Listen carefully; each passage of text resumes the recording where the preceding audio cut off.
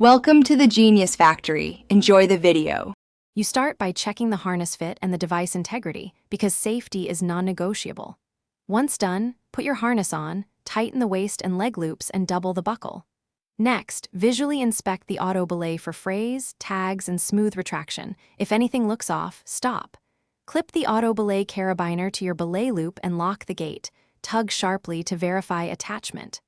After that, pull down on the device until it locks to confirm the brake engages. Before stepping, you climb with purpose and awareness of how the auto belay responds, because rhythm matters.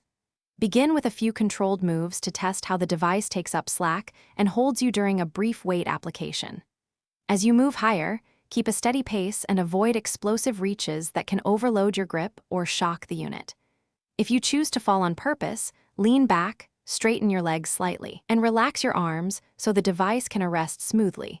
This reduces jarring and helps maintain confidence. You finish by descending deliberately, making sure the auto belay is taking weight before you step away, because sudden releases can tangle or shock the mechanism.